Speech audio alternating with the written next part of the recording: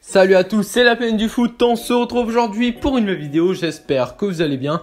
On se retrouve aujourd'hui pour l'histoire du FC Barcelone, donc on est parti. Depuis sa création en 1899, le FC Barcelone est passé par de nombreux moments, bons et moins bons, du premier jour du club au dernier succès. Dans cette vidéo, vous retrouverez l'histoire du Barça par décennie.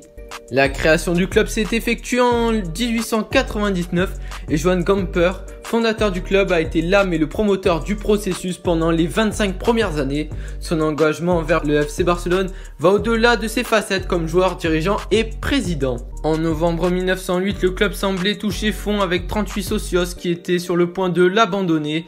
Gamper n'a pas laissé mourir le club et pour la première fois, il est devenu président du club. Ainsi commençait une nouvelle étape de l'histoire du club qui a supposé sa consolidation dans le paysage du football et social de la ville et du pays. Il s'agit d'un processus dans lequel ont convergé plusieurs circonstances. Lors des années 20, le football devient un sport de masse. Le FC Barcelone continue à attirer une grande partie de l'attention du football grâce à une équipe de rêve composée de figures comme Samiche, Alcantara, Zamora, Sagui, Piera et Sancho qui deviennent les premières grandes idoles du barcelonisme.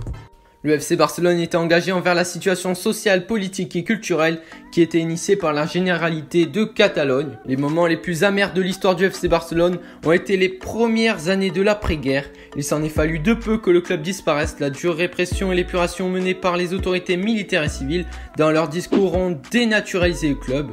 L'épuration a également affecté les joueurs et tous ceux qui avaient participé à la tournée en Amérique ont été suspendus pour 2 ans. Dans les années 60, le FC Barcelone a connu une augmentation incessante de socios qui, paradoxalement, n'était pas accompagnée de succès sportifs. En 1969, Agustí Montal Costa a gagné les élections à la présidence du club.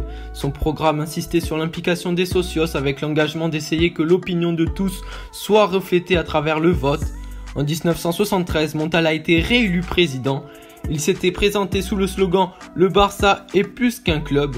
Arrive aussi pendant cette période Johan Cruyff qui va changer l'histoire du Barça. La grande victoire à Bâle en mai 1979 au cours de laquelle le Barça a remporté pour la première fois la Coupe des Coupes a repositionné le FC Barcelone aux premières places des grands clubs mondiaux. Pendant les années 80, le FC Barcelone a alterné les joies et les déceptions, des sentiments marqués par les résultats sportifs, le rendement des grands recrutements et d'autres affaires extrasportives. À partir de 1988, avec Cruyff comme entraîneur, le bon football et les succès sportifs sont revenus. Le conseil de direction que présidait Núñez a misé sur une série de footballeurs qui ont apporté enthousiasme et spectacle et qui ont rempli à nouveau le Camp Nou. Le FC Barcelone a réussi à remporter 4 championnats de Liga consécutifs entre 90 et 94. La conquête de la Coupe d'Europe en 92 a marqué le point culminant de cette étape, reconnu pour le jeu à une touche, l'envie offensive et l'esprit gagnant des joueurs de Cruyff. Rares sont les organismes qui réussissent à devenir centenaires, rares ceux qui atteignent tant de constance et de continuité. Le centenaire se voulait le point de liaison entre un passé glorieux et un futur rempli d'enthousiasme. Du Barça de Guardiola au Barça de Luis Enrique, de nombreuses équipes performantes se sont succédées. Le FC Barcelone a exercé une domination sur l'Espagne et l'Europe lors de cette période. Et le beau jeu de l'équipe a été reconnu par tous les spécialistes mondiaux.